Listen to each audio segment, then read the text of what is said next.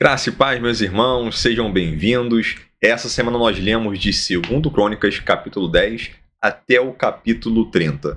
Vemos ali altos e baixos entre os reinados de Judá. No reino de Israel, infelizmente, só a decadência, mas vamos ver aqui, no trecho que nós lemos de Crônicas, um verdadeiro retrato sobre declínio e esperança. Vemos a divisão do reino. Vamos ver alguns reis se afastando e outros buscando restaurar a aliança com o Senhor. Então, o que nós conseguimos perceber logo de cara? O coração do povo vai refletir o coração do rei. O estado espiritual e moral do rei tende a influenciar o povo. Se o rei ele é fiel a Deus, o que vai acontecer? Ele vai promover reformas, ele vai restaurar a aliança, ele vai tirar os ídolos. E aí, automaticamente, o povo vai ter uma tendência a segui-lo, a se arrepender, a experimentar também as bênçãos espirituais e materiais. Agora, quando o rei ele é um rei idólatra, ele vai manter a idolatria lá. Então, a forma de idolatria estará ali, digamos, de fácil acesso, possibilitando ali que qualquer um possa ser um idólatra. E o que é muito ruim, vamos ver, no histórico entre esses reis. Então, alguns foram até reis bons, mas mantiveram ali os postes ídolos, mantendo assim uma possibilidade que o povo continuasse na idolatria, o que também foi um fator negativo. Bem, deu para entender que a infidelidade do rei vai levar o povo à idolatria, ao distanciamento de Deus. Então, lemos sobre Roboão e fomos até Ezequias. Entre Roboão e Ezequias, percebemos essa tensão constante. Idolatria, restauração da aliança. Idolatria, restauração da aliança. Roboão ele já começa o reinado com uma decisão desastrosa. Ele herda um reino próspero do rei Salomão. Então vamos ver com o reinado de Salomão, muito ouro, muito esplendor, aquele reino que todo mundo ouviu falar. Só que tinha um ponto negativo em Salomão. Ele cobrava um imposto muito alto, né? Lembra algum governo que é só cobrar imposto. Misericórdia, só. Tem misericórdia do Brasil. Bem, e aí o que vamos ver é o povo querendo um alívio nos tributos que estavam pesados. Aí falaram, olha, Salomão colocou um tributo pesado, por favor, Roboão, alivia um pouco aí. E aí ele vai e procura os conselheiros mais velhos e sábios e recomendam esses conselheiros que Roboão atendesse o povo. E assim ele iria conquistar a lealdade do povo. Só que o que aconteceu? Roboão, ele rejeitou esse conselho. Ele seguiu a orientação dos seus amigos mais novos. E ele acaba dizendo o seguinte: se o meu pai castigou com açoites, eu vou castigar com escorpiões. Então demonstra que ele seria ali mais rigoroso, mais intenso, infelizmente, para o mal. E com isso vem a divisão do reino. Porque alguns olham assim, já que Salomão não está disposto, já que Roboão, o filho de Salomão, não está disposto a aliviar os impostos do seu pai, já que a situação está crítica, tentamos aqui uma parceria, tentamos negociar, mas já que ele não abriu mão, então... E aí vamos ver que o reino foi dividido. E aí se cumpriu a palavra que o Senhor havia falado ao rei Salomão, que o reino seria rasgado por conta dele ter o seu coração dividido. Então Salomão vimos que ele, no final da vida, ele já estava servindo aos falsos deuses, e assim, durante o reinado de Roboão, filho de Salomão, o reino foi dividido. Jeroboão reinando no norte e Roboão, filho de Salomão, reinando no sul. Então, só revisando, porque já lemos isso lá em 1 Reis, só que é importante vocês lembrarem da divisão do reino, principalmente para compreender os profetas, porque tem profetas que são contemporâneos, alguns estão ali no mesmo tempo profetizando no norte e outros ali na mesma época, no mesmo período, no sul. Então é importante que você entenda essa divisão dos reinos com, obviamente, reis diferentes, ali no mesmo período. E em alguns momentos, um em conflito com o outro. Bem, um texto bíblico que define o que Roboão como era realmente a atitude dele, que define quem Roboão de fato é. Vamos ver em 2 Crônicas, capítulo 12, no verso 14. Estarei compartilhando com os irmãos. Então, veja só. Ele fez o que era mal, porque não dispôs o seu coração para buscar o Senhor. Tem essa tradução aqui que ela é mais fiel, né, ao hebraico. Depois eu quero mostrar uma palavrinha para os irmãos. Diz o seguinte: e fez o que era mal, porquanto não preparou o seu coração para buscar ao Senhor.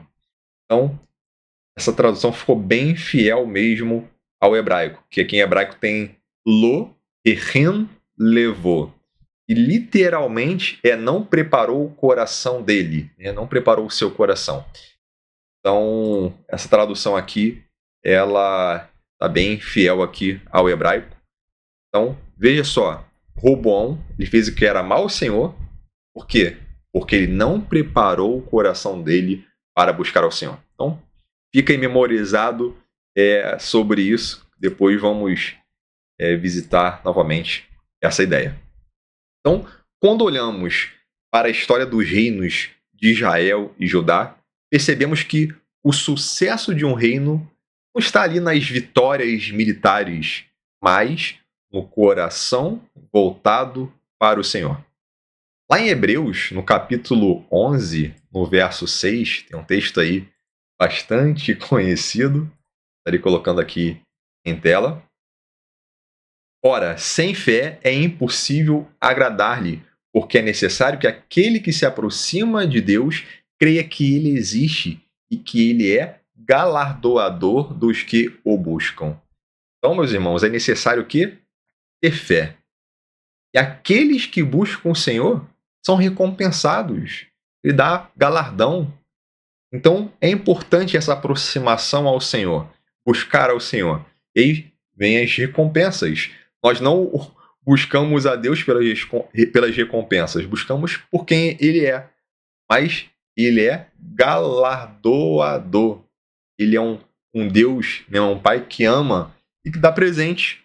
Filho, você merece um presente porque você foi obediente a mim. Assim como nós fazemos com os nossos filhos. Opa, obedeceu, está merecendo realmente aqui um presente. E assim acontece, né, com os reinos, com os reis, tanto do norte como do sul. Se eles buscarem o Senhor, receberiam ali bênçãos. No norte a gente não vê isso acontecendo. Agora no sul, vamos ver alguns altos e baixos que conseguimos observar de forma clara. Aquele que busca o Senhor, surgem momentos ali de bênçãos. Aqueles que se afastam, surgem ali períodos conturbados, períodos realmente de maldição. E lemos lá em Deuteronômio isso de forma muito clara. Então, a partir do momento que o povo viesse ao Senhor e fosse realmente ser obediente, ele daria bênçãos. Lembra lá? Gerizim, Ebal, bênção e maldição? Exatamente. E Salomão, inclusive, lemos agora há pouco tempo, ele disse o quê? Que se o povo fosse arrepender, clamar ao Senhor, aí Deus vai e responde o quê? Se o meu povo, que se chama pelo meu nome, se humilhar. E vamos ver que ele cura, ele sara a terra, ele perdoa, ele volta a abençoar o povo. Então, aí está a resposta dos altos e baixos e também o motivo de alguns momentos de Deus abençoar e outros motivos Deus não abençoar. Então, vamos ver aqui agora uma listinha justamente com esses reis de Judá. Okay? Estarei compartilhando aqui com os irmãos.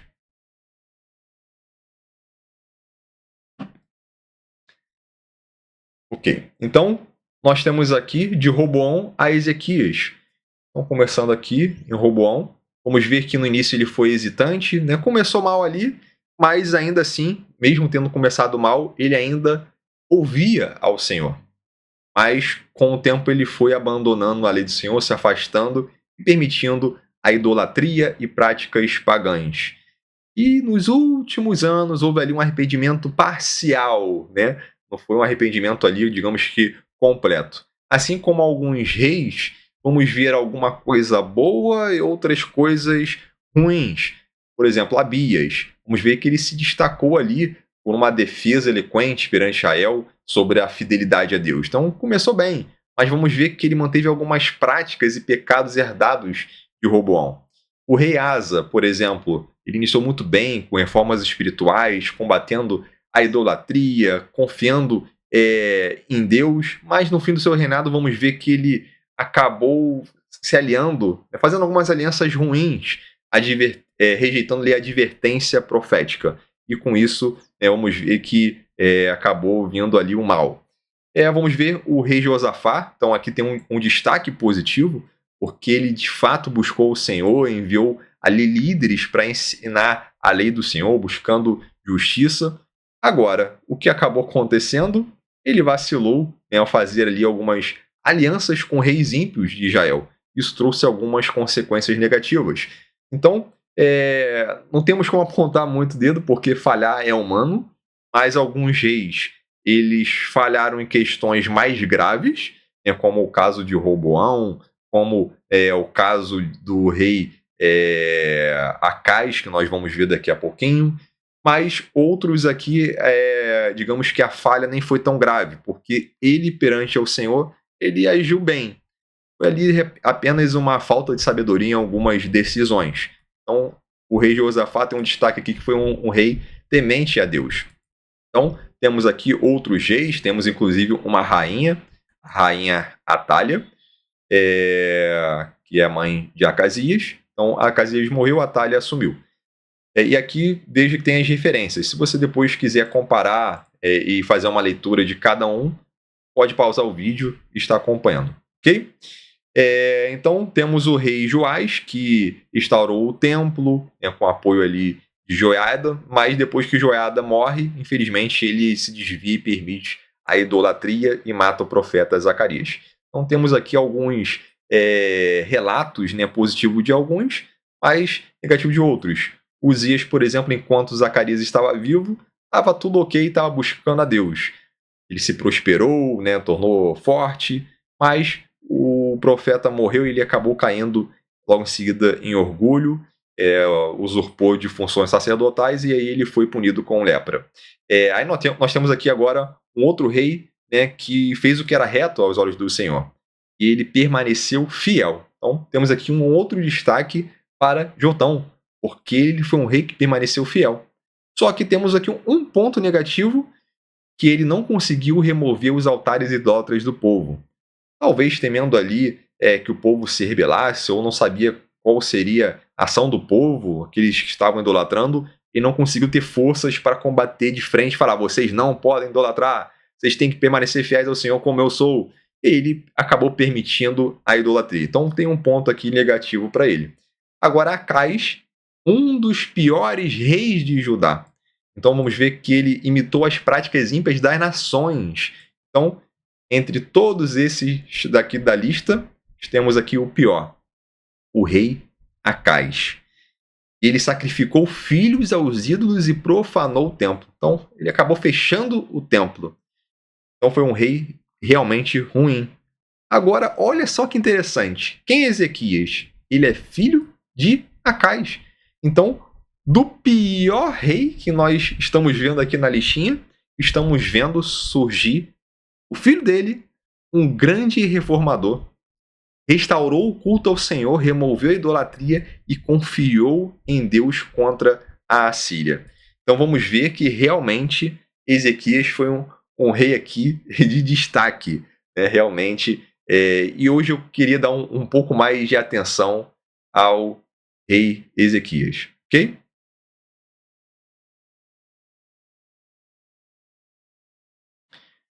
Então, meus irmãos, vimos aqui altos e baixos. O rei Ezequias, obviamente, ainda que fosse um bom rei, um rei que buscou a retidão, um rei justo, obviamente teve também falhas. Então, uma falha dele, inclusive, vamos ver o profeta Isaías, que vai estar depois falando contra ele nesse sentido. Os babilônios vieram até ele e ele demonstrou todas as riquezas aos babilônios. Então, foi mostrando tudo, tudo, tudo. Olha isso, olha isso, olha isso. Olha que esplendor do meu reino, não sei o que e tal. O que aconteceu? Cresceu o olho dos babilônios. E isso aí foi algo que facilitou, digamos que lá na frente da Babilônia tem interesses em invadir Judá, saquear Jerusalém, levando utensílios, levando todo o povo. Então, por uma falhazinha de Ezequias, vamos ver que anos depois eles acabaram pagando um preço. Então, não importa se você é uma pessoa justa, uma pessoa temente a Deus, todos nós estamos propícios a termos falhas. Agora, essas falhas não podem ser uma falha contra Deus, né? Um pecado, alguma coisa que vai afastar a presença de Deus. Isso não podemos. Agora, tem situações do dia a dia que, de repente, não tomamos as melhores escolhas. De repente, temos aí até uma questão que pode ser um fator que vai nos ajudar. É o seguinte, colocar Deus na frente das nossas decisões. E essa foi a falha desses reis que eram humanos como nós. Então, se Ezequias vacilou, se Jotão vacilou, se diversos outros reis, como o próprio Josafá, tiveram algumas falhas ali, e nós vamos falhar? Então, tem momentos ali que, de repente, vamos empreender mal o nosso dinheiro, de repente, vamos fazer negócio com quem não devia, de repente, vamos até emprestar um dinheiro, não vamos receber de volta. Às vezes, confiamos demais no homem e vamos ver que, no final maldito, o homem confia no homem. Então, é muito complicado. Se aprendermos a colocar Deus no centro das nossas decisões, de sabedoria, Senhor, por favor, me responda. Se não responder, não tenho ainda como decidir, porque ainda estou aguardando a resposta de Deus. Aí as coisas começam a melhorar. Então, a partir do momento que pararmos um pouco mais de sabedoria, colocar Deus, por favor, me direcione. Eu quero saber como agir, eu quero saber se eu faço isso, se eu falo aquilo, se eu empresto, se eu invisto, se eu faço isso, aquilo, outro. Precisamos aprender com isso. Quantas vezes não quebramos a cara porque nós fomos ali, às vezes até impulsionados ali a algo que parecia dar certo. Isso aí vai ser vantajoso, isso aí vai ser bom para mim, isso aí vai trazer recursos financeiros. Mas Deus não estava naquilo e a gente acabou quebrando a cara, a gente acabou perdendo dinheiro, acabamos perdendo amizades. Então isso tudo é muito ruim. Então, vamos falar agora de coisa boa, né? Ezequias, o reinado de Ezequias foi ali um novo êxodo. Foi um êxodo espiritual. Vamos ver ali nos capítulos 29 e 30 de 2 Reis. Então, aqui de 2 Crônicas. Então, em 2 Crônicas, no capítulo 29, olha só o que está escrito.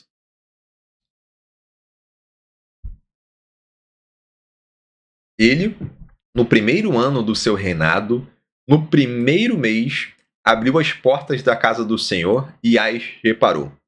Então já começa bem aqui. Abriu as portas da casa do Senhor. Então, enquanto o pai dele fechou o templo, vamos ver que ele abriu. Vamos ver que ele promove uma restauração litúrgica, espiritual e nacional. Ele traz os sacerdotes e os levitas. Vamos ver que tudo vai acontecendo. Ele clama aos levitas e fala, olha, ouve-me os levitas, olha, santifiquem-vos, santificai-vos.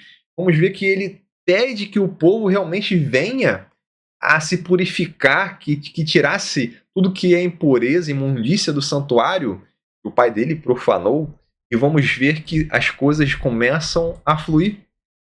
Vamos ver que ele pede para que todos venham a olhar para Deus, aqueles que antes se desviaram, que agora realmente voltasse a ele.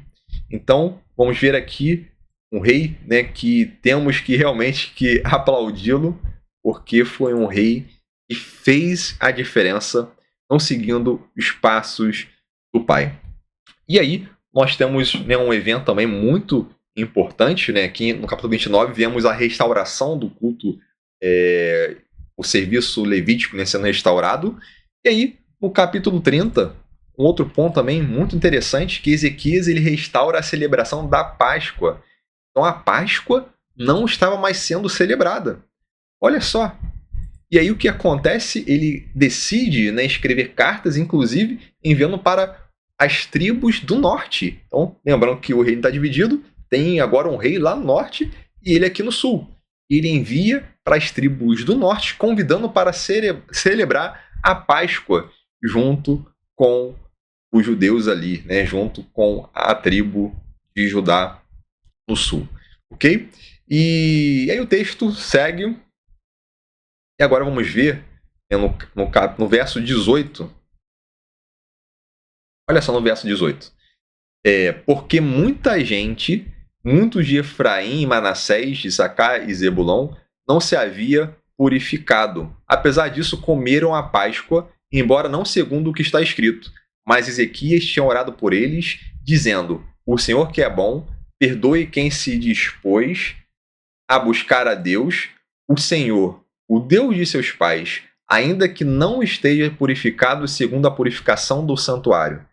Daqui a pouquinho, né, vamos entender, né, um pouco melhor alguns mistérios aqui, mas olha só o que aconteceu. Essas pessoas que vieram do Reino do Norte, elas não chegaram a se purificar ritualmente. Né? Aqui não é questão só de santidade, mas é uma busca também ritual. Okay? Então, além de ter um preparo ali da mente, de se abster de algumas questões, tinha uma purificação ritual que envolvia ali, né, um banho cerimonial.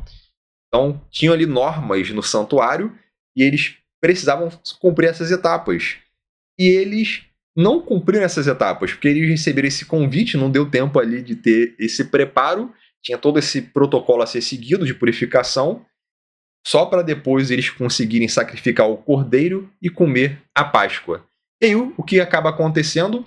Vamos ver que os levitas, eles sacrificaram os cordeiros para essas tribos do norte.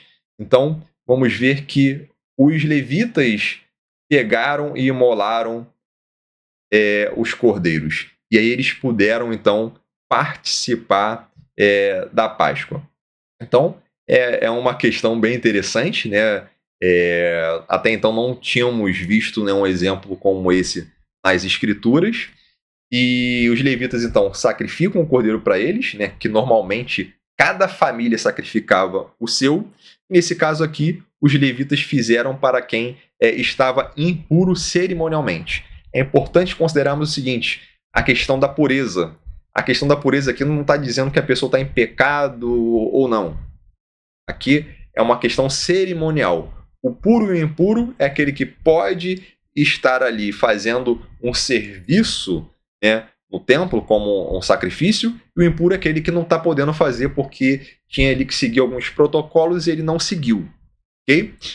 E aí a gente vê que Ezequias ele intercede em oração pedindo que Deus perdoasse o povo. Aqui o perdão não é porque o povo pecou, estava em pecado, mas porque só podiam comer do cordeiro se eles estivessem ali puros cerimonialmente. Então, como eles não estavam puros cerimonialmente, eles não podiam participar ali da Páscoa. E aí vamos ver que Ezequias ele intercede pedindo a Deus para realmente aceitar. Ainda que o povo não tivesse sido purificado usando aqueles rituais exigidos. Mas ele percebeu que o coração do povo está voltado a buscar a Deus. E aí Deus vai, ouve e poupa o povo. Ou seja, Deus não puniu o povo pela falha técnica no cumprimento da lei, porque ele viu a sinceridade do coração. Lembra que nós lemos um texto lá no início sobre, né, preparar o coração? Olha só que interessante, aqui diz se dispôs a buscar a Deus. Olha só como está no hebraico aqui. Nós temos aqui a mesma palavra hebraica, que está escrito kol levavô. Olha só que interessante. Kol levavô erem, que é justamente preparar o seu coração. Todo aquele que preparar o seu coração. Nós vimos que Roboão ele falhou porque ele não preparou o seu coração para buscar a Deus.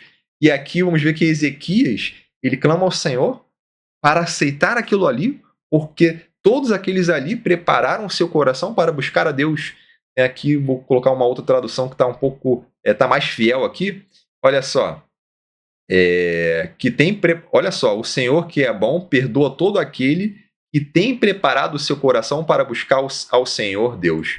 Essa tradução aqui está excelente, de acordo ali, de fato, com o hebraico. Então, nós vamos ver aqui sobre essa questão que aconteceu. O povo não podia comer da Páscoa.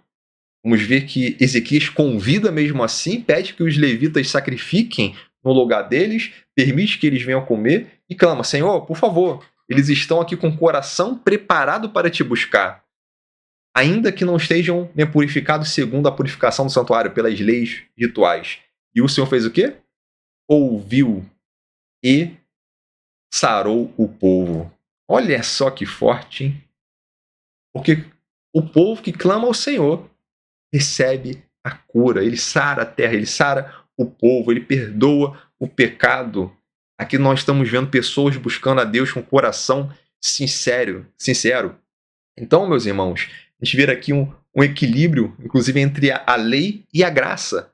A graça existe nesse contexto aqui. Vamos ver que a santidade de Deus e a necessidade de purificação, elas continuam válidas. Mas vamos ver que nesse texto, Deus vê o coração e ele responde à sinceridade e arrependimento, mesmo quando tem alguma falha ali na prática exterior. Ele vê o coração. O coração é o mais importante. Então, se o externo parece estar limpo, mas o interior está sujinho, está podre, isso para Deus de nada importa. É claro que ele quer que estejamos limpos, dentro e fora.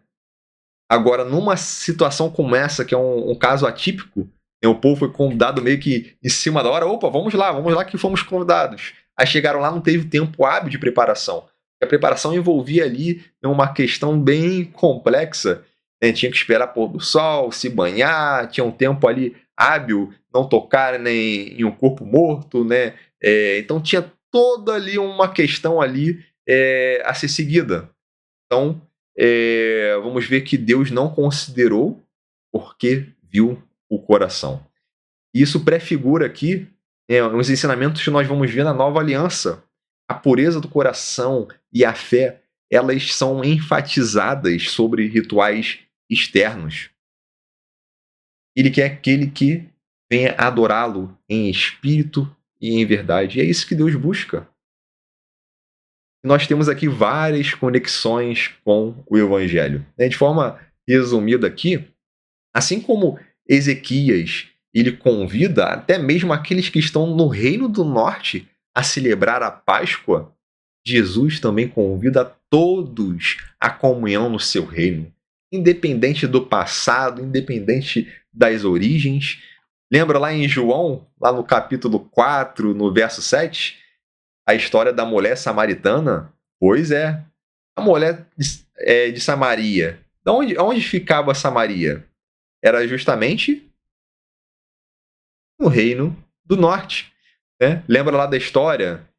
Nossos pais adoram aqui em Samaria, e vocês, judeus, adoram em Jerusalém. Qual é o lugar? Então vamos ver que era uma samaritana do Reino do Norte. E ela foi incluída no plano de salvação. Olha só que interessante. Meus irmãos, qual é o estado do nosso coração? Será que estamos como Roboão e Acais? Ou será que estamos como Josafá e Ezequias? Deus, ele não busca apenas rituais, mas ele quer pessoas que preparam o coração para buscá-lo. Lá em Provérbios, no capítulo 4, no verso 23, temos um texto que é muito importante e diz o seguinte: sobretudo, o que se deve guardar, guarda o teu coração, porque dele procedem as fontes da vida. Guarda o coração. Vamos ver que Roboão, ele caiu porque não guardou o coração. O coração dele se apegou às coisas erradas. não estava ali preparado para buscar ao Senhor. Que devemos guardar o nosso coração para que o Senhor tenha um espaço nele. Que o Senhor, sim, venha fazer morada nele. Vamos preparar o coração para buscar a Ele. O nosso templo espiritual, ele está aberto ou está fechado, assim como esteve no reinado de Acais? De ver que Acais ele fechou. E Ezequias foi lá e reabriu. A nossa adoração, ela é apenas ritual ou ela é sincera, é de coração? Jesus é o rei com coração perfeito. E nós precisamos aprender com ele. Para nós encerrarmos aqui,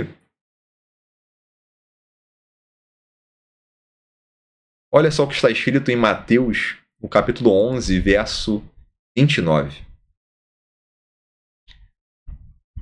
Tomai sobre vós o meu jugo e aprendei de mim, que sou manso e humilde de coração, e encontrareis descanso para as vossas almas.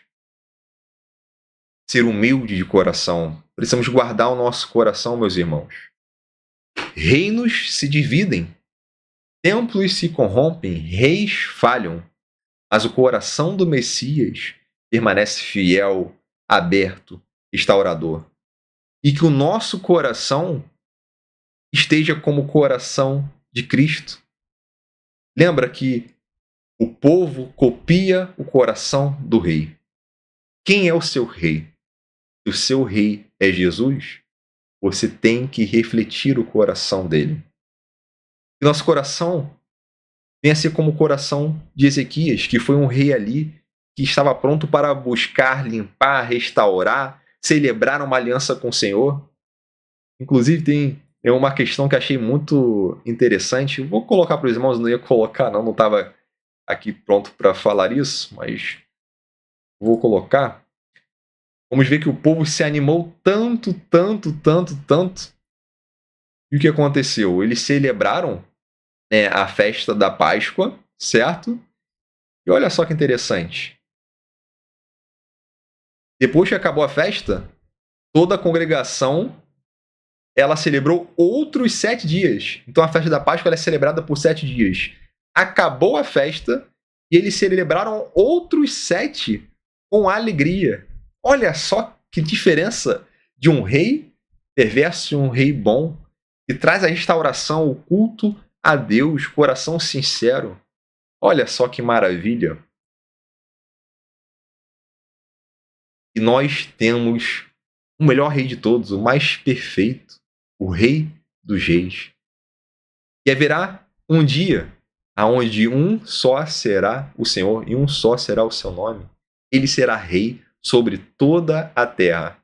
Mas para isso, para fazermos parte do seu reino, é necessário que hoje venhamos a preparar o nosso coração para buscá-lo. Que Deus te abençoe grandemente e até a próxima semana com mais um estudo bíblico.